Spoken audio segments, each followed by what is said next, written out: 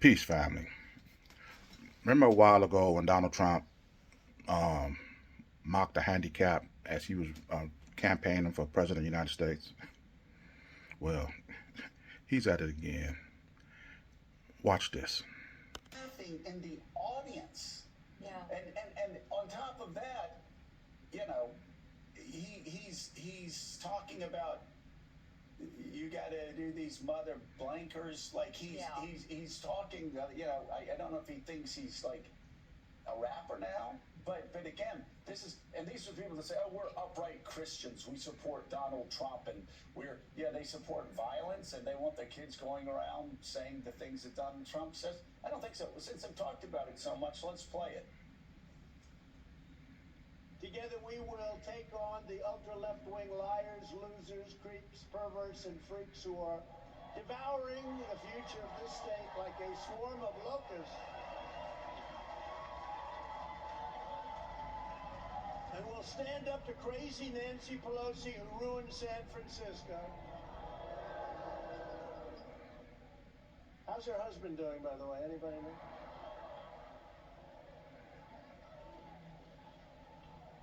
And she's against building a wall at our border, even though she has a wall around her house, which obviously didn't do a very good job.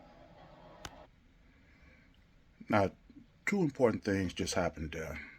First of all, you're joking, trying to and open up old wounds.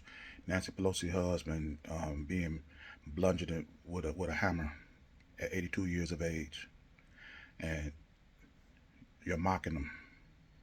What do you Negro supporters of this type of garbage got to say about that? You see the reaction of his face? Not an ounce of sympathy, compassion, or nothing. Nothing. But yet, he still has the characteristics to be your president. The second important thing is this. You just defeated your own argument for building a wall. You say that Nancy Pelosi had a wall around her house, and you see how good it did her. Well, if a wall around Nancy Pelosi's house does not protect the residents inside the wall, how is a wall around America going to protect the citizens? How's that? If one wall won't protect Nancy Pelosi out of her own home, how's your border wall going to protect the people in their own country? But yet you people still vote for this fool. But this ain't the end of it. Let's continue. What they've done is they've gone after opponents so that if you become president or some other job, but if you become president and you don't like somebody, or if somebody's beating you by 10, 15, or 20 points like we're doing with Crooked Joe Biden, let's indict the mother. Let's indict Again, this is the guy that y'all want for president of the United States. You know, yeah, he's an a-hole. Yeah, he's a crook. Yeah, he don't pay his taxes, but he'll make a fine president. I don't understand how y'all people can sleep at night spewing this nonsense out your mouth. If this system is so corrupt that you can, and if what Donald Trump say is true, all you got to do is run for president of the United States, and once you start beating the candidate in the polls, they can indict you. But you beating the guy that you call Crooked Joe. So a guy that's Crooked Joe who is president, how come he's not being indicted? And the guy that's not crooked, that's running for president, be indicted? It's the system that backwards.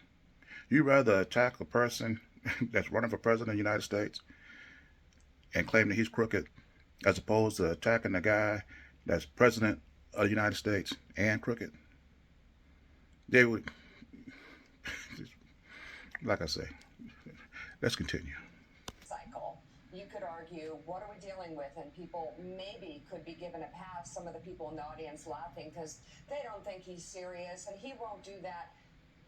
We have learned he will, and he has. And America has been through a hell of a lot since Donald Trump was elected president and then lost the presidency and tried to steal it and started an insurrection, many would argue. That we saw violence in our capital and people defecating in our capital and people going to jail for years, and yet you still support him. It says jail for years, and yet you still support him. It's as if there are no rules for this man. No rules. Except My trigger finger got a little itchy. But two things that she just said. When people say that he's joking when he talk about stuff like that, you're not joking when you put that up on your as you campaigning for president of the United States. If this is what you said you're going to do during your campaign towards the presidency of the United States, this is what you have to do once you obtain presidency of the United States. It's as simple as that. Now, her comments about the Capitol building, when they said that people were defecating, is that we seen the insurrection, but I haven't seen the defecation. I've heard about it. I would love to see how nasty these I would love to see the images that these Neanderthals left in the Capitol building as they defecated through the halls and on the desks of congressmen, congresswomen. If there was black people had done that, if it was black people who attacked the Capitol building and did that, you see these images all over the place. They be blurred, but they be all over the place. But let's continue. in the court of law this morning, the former president will be seated in a Manhattan courtroom for the start of a civil fraud trial against him. The former president arrived at his one-time home of Trump Tower last night, a building that could soon be taken away from him, pending the decision of Judge Arthur Engoron. A non-jury trial last week found the judge in that non-jury trial found Trump and his two oldest sons and his company liable of fraud in a case brought by New York Attorney General Letitia James.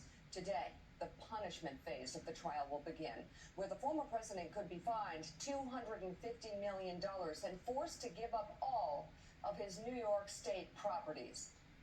Although he is on the witness list for both the defense and the prosecution, it is unclear if Trump will testify at the trial. This is massive. Let's bring in former. Once again, this is not if he's liable for fraud. This is how much he pays for it, correct? That's exactly right.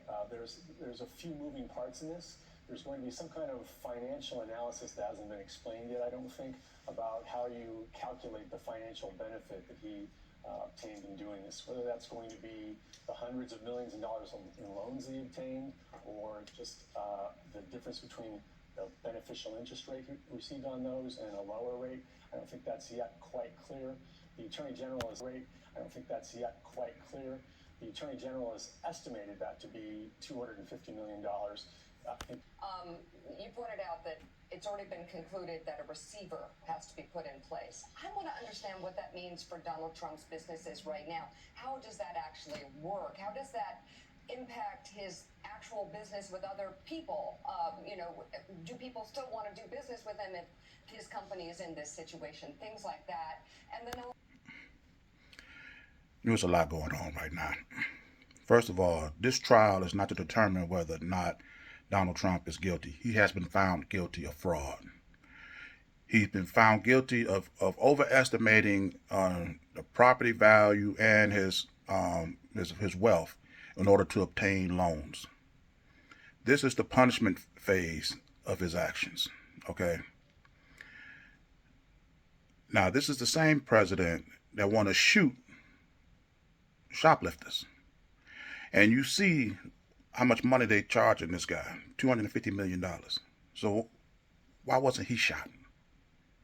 Why wasn't he shot?